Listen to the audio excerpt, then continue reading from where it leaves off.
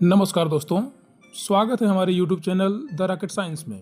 आपने सोचा होगा कि आपकी रोज़ की ज़िंदगी में आप जिन चीज़ों का इस्तेमाल करते हैं, जैसे पंखा, मोबाइल, गाड़ी, फ्रिज, बहुत सारी चीज़ें हैं, उन सभी के पीछे कुछ न कुछ विज्ञान और इंजीनियरिंग का सिद्धांत काम कर रहा होता है।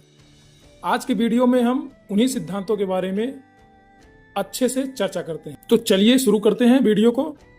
पहला नियम आपको हम बताएंगे, न्यूटन के गति का नियम। दोस्तों, न्यूटन के गति का नियम तो आप सब लोग कभी न कभी कॉलेज में, स्कूल में पढ़े ही होंगे। पहले नियम के बारे में थोड़ा सा आपको बता देते हैं कि अगर कोई वस्तु अपने जगह पे रुकी हुई है तो वो तब तक रुकी हुई रहेगी जब तक उस पर कोई बाहरी बल काम न करे। तो इस पे काम करता है। अभी आपके डेली लाइफ में आप कई बार फील किए होंगे, जब गाड़ी चलती है अचानक से ब्रेक लगता है और आप आगे की तरफ झुक जाते हैं। इसी को हम जड़त्व भी बोलते हैं और इंग्लिश में इनर्शिया बोलते हैं। इसी को हम न्यूटन के गति का पहला नियम भी बोल देते हैं। दूसरा नियम क्या होता है कि बल किसके बराबर होता है? द्रव्यमान और एक्सेलरेशन के मल्टीप्लाई को बल बोलते हैं। तो कभी भी गाड़ी का स्पीड बढ़ाना हो, उसका स्पीड तेज करना हो, तो उसको कभी भी देखिए फोर्स देना पड़ेगा, तब गाड़ी का एक्सेलरेशन बढ़ेगा, स्पीड बढ़ेगी। तो ये गाड़ी का जो स्पीड बढ़ाना हुआ, ये न्यूटन के दूसरे नियम पे काम करने लग जाता है। अब आ जाते हैं तीसरे नियम पे। तीसरे नियम का सबसे अच्छा एग्जाम्पल दोस्तों, जब आप बॉल को किक मारते हो, लात से मारते हो, तो आपके लात पे, आपके पैर पे पीछे की तरफ झटका लगता है। यही सटीक न्यूटन का तीसरा नियम है। दोस्तों, न्यूटन का तीसरा नियम क्या समझा आपने?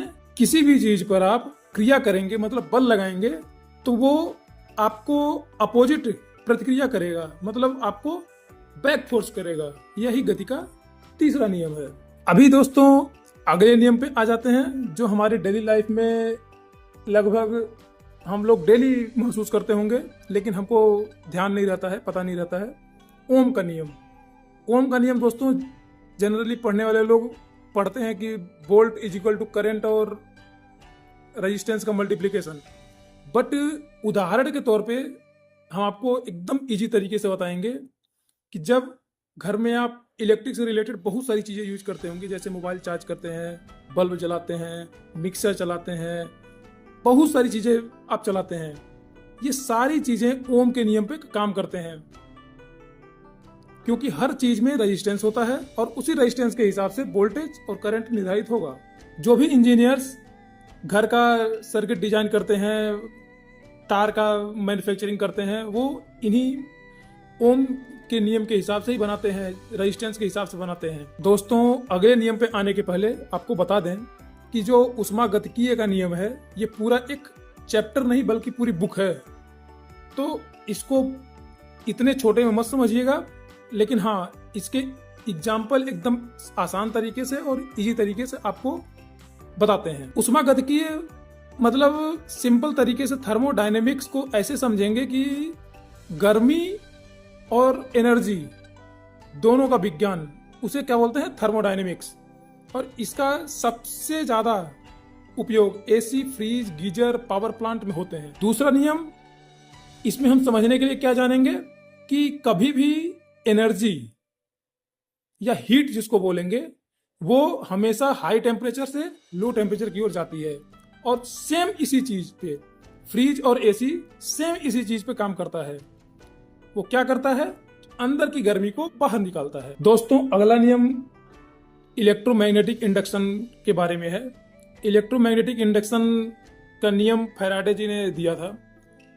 इसमें क्या उन्होंने बोला था कि किसी भी इलेक्ट्रिक फील्ड से आप किसी वस्तु को हिलाएंगे, मूवमेंट कराएंगे, तो विद्युत धारा उत्पन्न होगी। अब जैसे उदाहरण के लिए आपको एकदम आसान भाषा में समझाते हैं। आपने अपने घर में पंखा देखा होगा, मिक्सर देखा होगा, वॉशिंग मशीन देखा होगा, बहुत सी सारी चीजें ऐसी देखी होंगी जिसमें मोटर लगे होते हैं। तो दोस्तों, मोटर कैसे काम करता है? दोस्तों, मोटर दो पार्ट में होते हैं, एक डायनेमिक पार्ट, एक स्टैटिक पार्ट।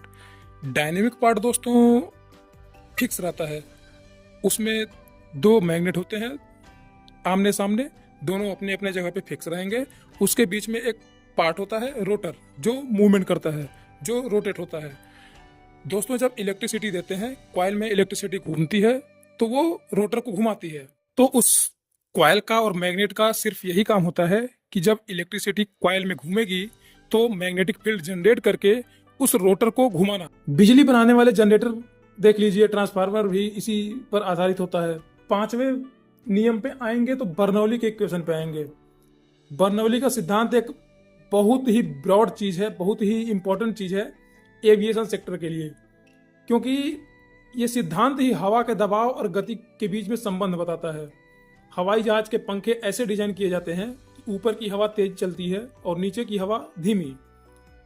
इससे क्या होता है कि ऊपर का दबाव कम होने के कारण विमान को, एरोप्लेन को लिफ्ट होने के लिए ऊपर की तरफ बल मिलता है।